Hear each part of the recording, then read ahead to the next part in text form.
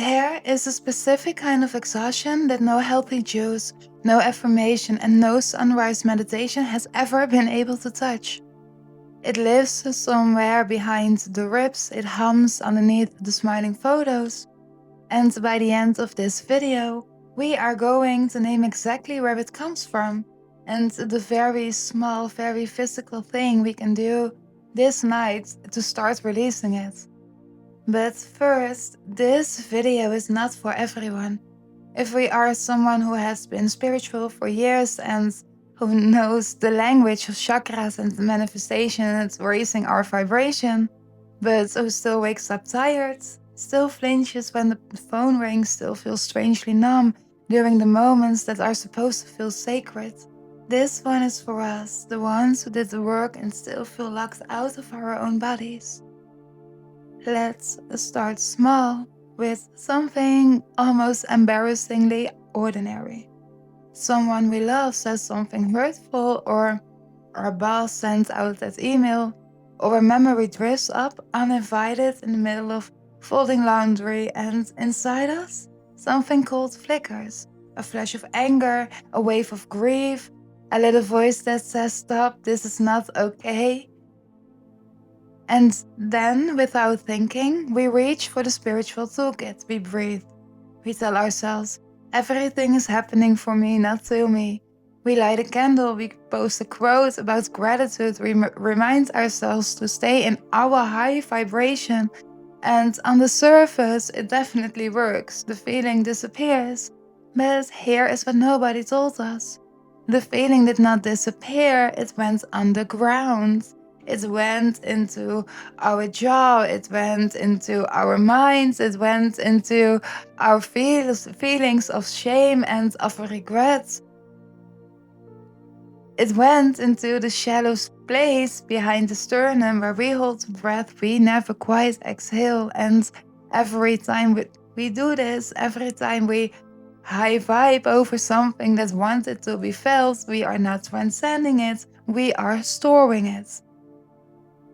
This is what we now call spiritual bypassing, and we have to talk about it with love, because most of us did not do this on purpose. It is a mechanism, we did it to survive. Here is the big picture, the macro layer underneath the micro symptom. For many of us, spirituality did not arrive as curiosity, it arrived as a life raft, as hope, as something to hold on to. Something happened, a childhood, a relationship, a loss, a slow erosion of the self, and the spiritual path was the first place that whispered, "You are not broken, you are sacred." And we needed that. We still need that. But somewhere along the way, the medicine became the mask. The teachings that were supposed to help us meet our pain became sophisticated, beautiful candlelit ways to avoid it. We learned to call our numbness peace. We learned to call our dissociation presence. We learned to call our frozen nervous system non-attachment. And the body knows, the body always knows. That is why so many of us on this path end up with the same quiet symptoms. Tight jaws, locked hip, exhausted adrenals, mysterious anxiety that no crystal can soothe, the pain in the shoulders from carrying every weight. The body is not betraying us, the body is reporting something we have been refusing to hear. The truth is this: a nervous system in freeze can look identical to a nervous system in deep meditation. Both are still, both are quiet, both are silent, but one is integration and the other is captivity, wearing the clothes of peace. Let's get into the science of it for a moment, because this matters. Our nervous system has several states. There is the activated state, fight, flight, when the body mobilizes. There is the safe, social state where we can rest, connect, create. And there is the free state, the shutdown, the state our bodies enter when fight and flight are not options, when the pain is too big, when there is no escape and our mind splits. Freeze is brilliant. Freeze kept many of us alive when we were small and we could not run. But freeze was never meant to be a permanent address. And here is the part that breaks our hearts a little. A person in chronic freeze often feels calm.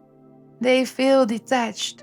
They feel like nothing really gets to them. They feel, and this is the painful part, spiritually advanced. But that's not spiritual advancedness. That's frozenness. And there is no shame in that. There is only the invitation, finally, to thaw. The forced positivity, the constant high vibe only energy, the refusal to look at the shadow, these are not enlightenment. They are the freeze responses wearing a flower crown. So, what do? We cannot affirm our way out of a frozen body. The body does not speak in affirmations, the body speaks in sensations. Here is something simple we can try right now. We do not have to stand up, we do not need a yoga mat or a special outfit. We just need 19 seconds and the willingness to feel something small. Place a hand gently on the side of our jaw, right there where it meets our ear, and let the mouth fall open. Not for a yawn, not for a sound, just open, slack. Notice how much we are holding in that one tiny place. The unsaid words, the screams we swallowed, the I'm fine when we were not. Now, very gently, let the head shake side to side, like a soft, slow no. The no we were not allowed to say, the no our body has been quietly rehearsing for years. This is not a technique, this is thawing. This is what it looks like when a body that has been performing peace finally remembers it is allowed to disagree. We might feel nothing, we might feel everything, we might feel strange flicker of grief or rage or laughter. Whatever arises, let it. We do not have to dress it up in spiritual language. We do not have to call it sacred because it already is. Remember the exhaustion we named at the beginning? The one no healthy juice and no affirmation has ever been able to touch? Here is its real name. It is the fatigue of a body that has been carrying decades of unfelt feeling, dressed up as serenity. It is the cost of being our own jailer with the door painted gold. And here is a small, very physical thing we promise. It is not a new ritual, it is less. It is letting the jaw drop, it is letting the body shake, letting the sound out, letting the tears come without explaining them, letting our no be a full sentence, first to ourselves, then to the world. We do not have to choose between spiritual and being human. The whole point is always that they are the same thing. The highest vibration is not a smile that hides our pain. The highest vibration is a body that is finally allowed to tell the truth. As you hear. If something in our chest softens during this video, even just a little, we want to invite an experiment. For the next 24 hours, every time we catch ourselves about to high vibe something away, every time we feel the urge to say it's all good, everything happens for a reason, let it pause, just for one breath, and ask the body what wanted to be felt here before I covered it up. What do I avoid feeling? We do not have to fix it. We do not have to share it. We just have to be aware. We just have to let it be witnessed by us. That alone changes everything. And if this video gave you language for something we have been carrying silently, leave one word in the comments, just one.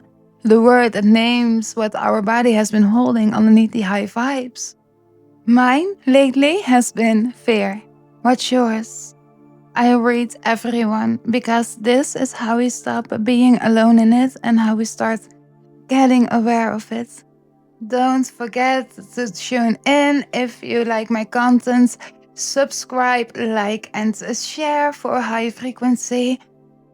I see you next time. I love you all so very much. This was Nyx.